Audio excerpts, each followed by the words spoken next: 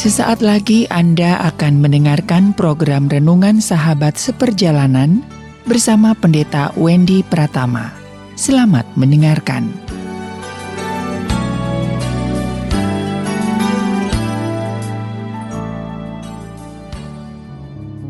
Selamat berjumpa kembali di dalam layanan audio Sahabat Seperjalanan. Hari ini adalah hari Senin, 24 Mei 2021. Tema renungan dan saat teduh kita dengan judul, apa itu kesurupan atau kerasukan? Apa itu kesurupan? Firman Tuhan terambil dalam 1 Yohanes 4 ayat yang keempat. Demikian bunyi firman Allah. Kamu berasal dari Allah, anak-anakku, dan kamu telah mengalahkan nabi-nabi palsu itu. Sebab roh yang ada di dalam kamu lebih besar daripada roh yang ada di dalam dunia. Mari kita berdoa. Bapa yang di dalam surga, seringkali banyak peristiwa tentang kesurupan atau kerasukan yang ditandai dengan tingkah laku yang tidak wajar, berteriak-teriak, punya suara yang berbeda, berguling-guling, meraung-raung, bahkan keluar suara-suara seperti suara binatang, auman, harimau, dan lain-lain. Kami ingin belajar kebenaran firman Allah sehingga kami tidak disesatkan oleh pemikiran dan pemahaman yang keliru. Di dalam nama Tuhan Yesus kami berdoa, amin. Shalom sahabat seperjalanan yang dikasihi Tuhan. Apa itu kesurupan atau kerasukan? Saya percaya sahabat seperjalanan pernah melihat minimal satu kali dalam hidupmu tentang tingkah laku orang yang seperti kesurupan. Lalu kita menganggap itu sebagai sebuah kesurupan. Tingkah laku orang yang kelihatan kesurupan, dia mungkin matanya melihat ke atas, lalu meraung-raung, meronta-ronta, lalu kemudian berkata-kata yang tidak jelas, lalu suaranya berubah, dan begitulah. Dan itu biasanya diakibatkan oleh banyak faktor. Di dalam Alkitab kita bertemu dengan orang Gerasa, yaitu firman Tuhan tentang bagaimana orang Gerasa, roh jahat yang diusir dari orang Gerasa. Di dalam Alkitab dikatakan di daerah Gerasa tatkala Yesus ke sana, ada orang yang kerasukan roh jahat. Orang-orang di sekitar di sana tidak sanggup lagi mengikat. Bahkan diikat dengan rantai pun dia bisa melepaskannya. Alkitab mencatat, tidak ada seorang pun yang cukup kuat untuk menjinakkannya. Namun tatkala orang Gerasa ini dan roh jahat yang ada di dalam dirinya itu melihat Yesus, dia berlari dan menyembah Yesus dan berkata, apa urusannya dengan aku? Jangan siksa aku ya Allah. Jadi orang Gerasa ini dan roh jahat yang ada di dalam orang Gerasa itu datang menyembah Yesus, begitu ketakutan tatkala bertemu dengan Yesus. Lalu apa yang terjadi?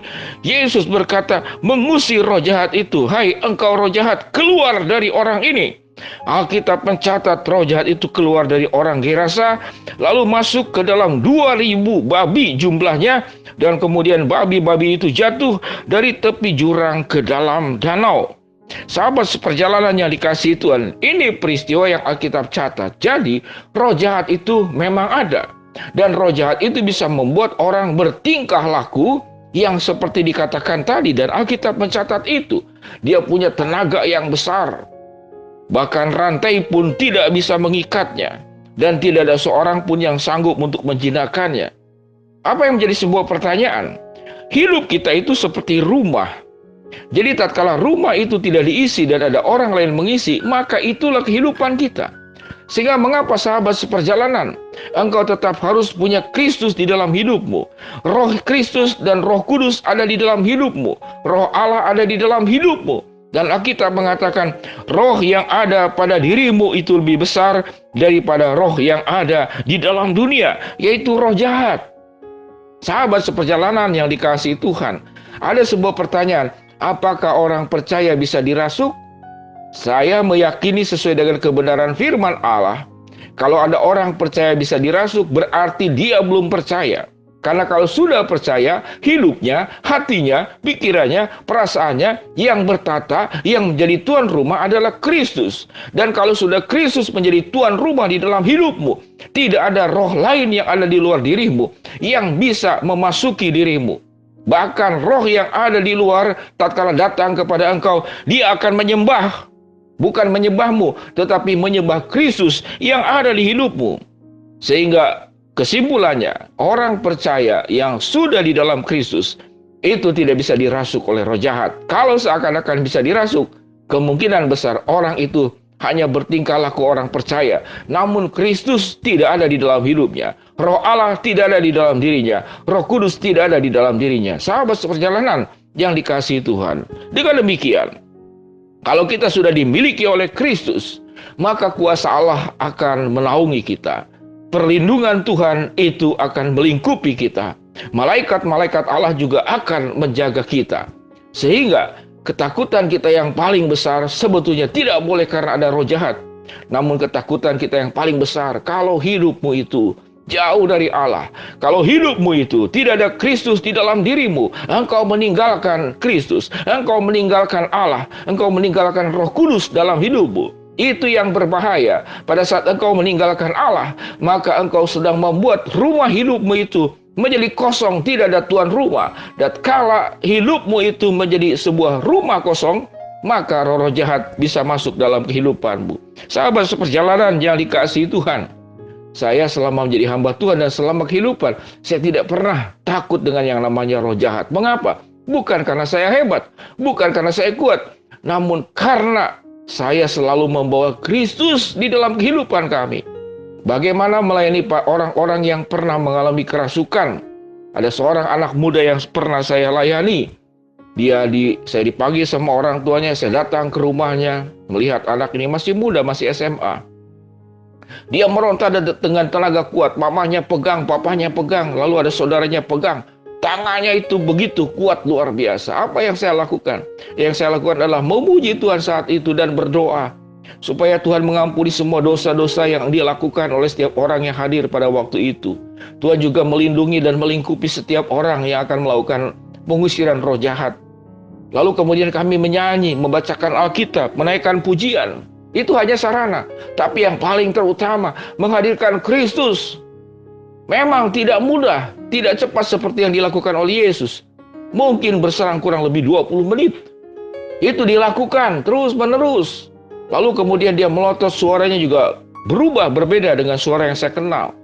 Namun kita terus meyakini Allah hadir, Allah Kristus. Saya bertanya kepada anak muda ini, engkau apakah sudah memiliki Kristus dalam hidupmu? Dia tidak menjawab. Saya katakan, bukalah hatimu untuk menerima Kristus. Bukalah hatimu untuk menerima roh Allah dalam hidupmu. Bukalah hatimu. Dia tidak merespon. Namun saya percaya telinganya mendengar.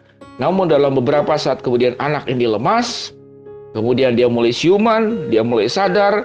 Lalu saya tanya, apa yang terjadi? Dia katakan tidak tahu apa yang terjadi. Namun dia berkata, dia punya persoalan kehidupan. Di dalam kehampaan, persoalan anak muda, mungkin persoalan teman wanitanya, ataupun persoalan apapun. Sewaktu engkau kemudian juga dihinggapi oleh permasalahan hidup dan engkau tidak menghadirkan Allah. Dan tentu karena Kristus belum ada di dalam diri anak ini, sehingga anak ini sangat mudah. Rumah kosong yang mudah dihinggapi oleh roh-roh jahat. Sahabat seperjalanan, apa itu kesurupan? Kesurupan atau kerasukan hanya terjadi kepada orang-orang yang Alkitab katakan, engkau tidak memiliki roh Allah di dalam hidupmu. Karena firman Tuhan berkata, kamu berasal dari Allah, anak-anakku, dan kamu telah mengalahkan nabi-nabi palsu itu. Sebab roh yang ada di dalam kamu lebih besar daripada roh yang ada di dalam dunia. Sahabat seperjalanan, apa yang kita lakukan? Yang kita lakukan untuk menang dalam kehidupan ini tidak hanya mengatasi roh jahat, tidak hanya mengatasi roh-roh yang ada di dalam dunia ini, namun mengatasi permasalahan hidup, mengatasi kecemasan, mengatasi ketakutan. Jangan engkau jadikan hidupmu menjadi rumah kosong. Tetap pastikan bahwa Kristus ada di dalam dirimu, Roh Kudus ada di dalam dirimu, Roh Allah selalu beserta dengan engkau. Alkitab menjamin, tidak ada yang bisa mengganggumu, tidak ada yang bisa merasukimu. Mari kita berdoa. Bapa yang di dalam surga, ya Tuhan, hamba-Mu berdoa buat sahabat seperjalanan yang barusan saja operasi mata karena katarak. Engkau juga sembuhkan, jamah, pulih secara sempurna. Berdoa juga ya Tuhan untuk sahabat seperjalanan yang seringkali bercerita karena dia punya kelainan fisik, kelemahan fisik. Dia merasa minder, dia merasa tidak percaya diri, dia merasa hidup ini tidak ada gunanya. Biarlah Tuhan akan terus kuatkan, hiburkan di dalam kehidupan seperti demikian. Allah menerima apapun keadaan keberadaan daripada sahabat seperjalanan ini. Hamba mau berdoa untuk beberapa anak-anak muda yang masih SMP, yang masih SMA, yang suka menggores-gores tangan, pakai silet, pakai cutter, pakai peruncing pensil, yang besinya itu diambil untuk gores-gores tipis di tangannya. Ya Tuhan, hamba-Mu tahu bahwa dia punya permasalahan ketidakpuasan dengan orang tua, ketidakpuasan dengan keadaan. Biarlah anak-anak muda ini boleh dipulihkan dan selalu menghadirkan Tuhan dan kasih Allah yang menjamah dan merubahnya. Hamba berdoa untuk menyerahkan semua sahabat seperjalanan dengan seluruh problem hidupnya. Di dalam nama Tuhan Yesus kami berdoa. Amin. Shalom sahabat seperjalanan yang dikasihi Tuhan. Apa itu kesurupan? Kalau roh Tuhan ada di dalam dirimu, engkau tidak bisa dirasuk dan tidak ada istilah kesurupan di dalam setiap kehidupan orang percaya. Shalom, Tuhan memberkati kita semua. Amin.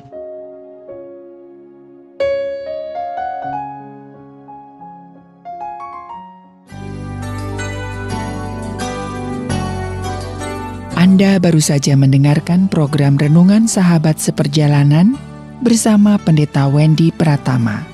Terima kasih atas perhatian Anda. Tuhan Yesus memberkati.